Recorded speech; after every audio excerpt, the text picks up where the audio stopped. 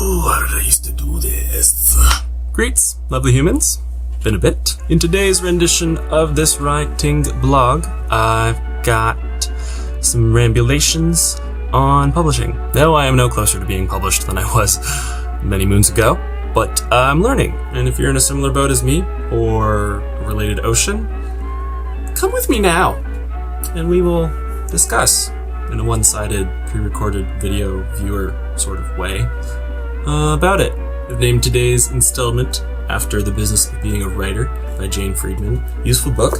Haven't finished it. Going to. General narrative for traditional publishing that I've managed to suss out is you have beautiful published book, beautiful publishable book.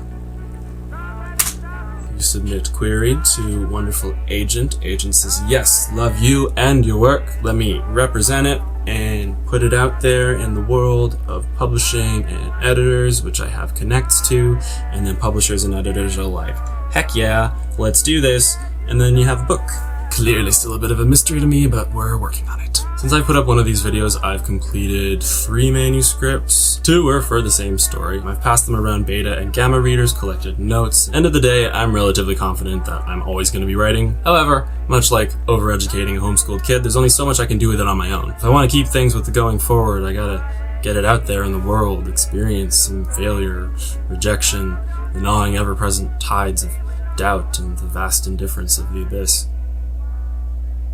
Step number fun, read your genre. Once you've figured out what your genre and category are, go to your local library and take out a bunch of books. Usually this pertains to books that have been published within the last 5 years. While everybody's been inspired by the classics, the world is a different place from when Lord of the Rings or Harry Potter RIP came out. In my own case, I searched urban fantasy and put holds on a bunch of titles. You can use each of these books as a case study, check out the acknowledgement section whether or not you like the story. Authors will thank their editors, publishers, and agents. Write some of those down. They may also allude to some big feels they had during the process of writing, and that can just be good for comisery or co-sparity, whatever the hopeful version of comisery is. I'm kind of committing to like 1 book every week or 2 weeks. If they don't grab me by the first 150 pages, which I think is pretty generous, I'll put them down. If nothing else, it's an excuse to procrastinate and inadvertently be productive by exposing your mind to more ideas. As I've been reading, I've been taking notes in a notebook.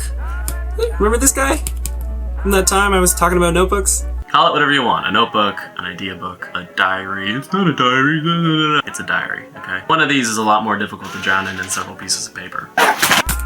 Yeah, useful. This one is different from others. I use it for specifically real-world research, also critical thoughts on books. Stay tuned for some review videos on books I've read in the last year or so if I feel like it. The next mountain to chip away at is an agent's list. A literary agent will basically be your champion, cheerleader, therapist, accountant person, according to Friedman. They will have the industry know-how and connections that you likely don't, and will be the ones representing your work as they shop it around to editors and publishers. But you gotta find one first. Different agents represent different genres. One free resource that I'm particularly fond of is Manuscript Wishlist. Basically a wiki/dating site type profile for all kinds of agents. They list their industry experience, the kinds of stories they like, the kinds of stories they're looking for, and how to contact them, be it through Twitter or their agency's website, as well as what your individual submission package to them could look like. And like any human relationship, it's not just about professional rapport. You're gonna want to get along too. This is a lot of work. You have to take your time with it.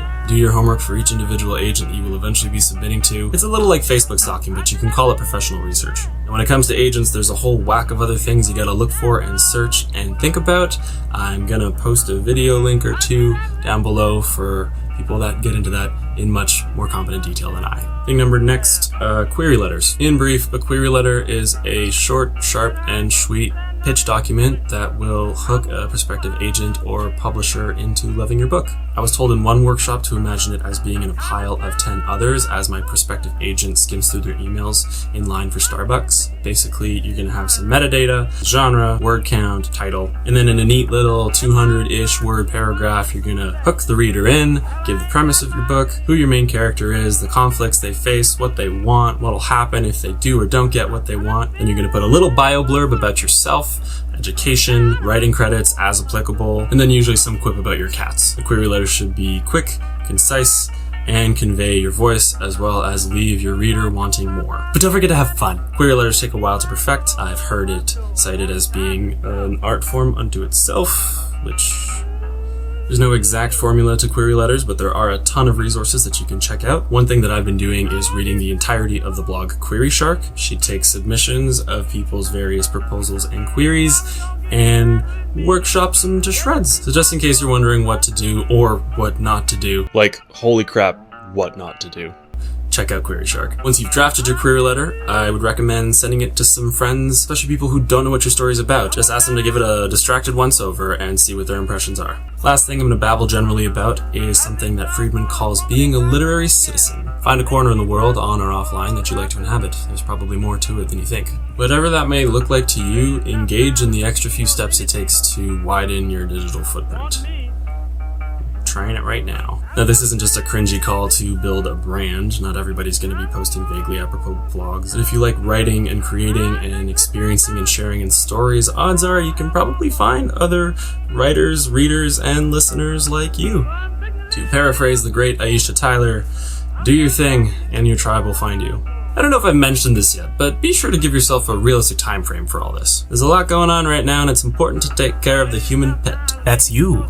Food, friends, pandemics, we've all got stuff going on. Don't guilt yourself for living a life. Just because you've stopped doesn't mean you've quit. Life is the fuel for art, and if you need to breathe in before you say something, do it. If you have any questions or comments or just things you want to talk about, hit me up. I'm around. Till next time, keep safe, and I hope you find something you like out there in the noise.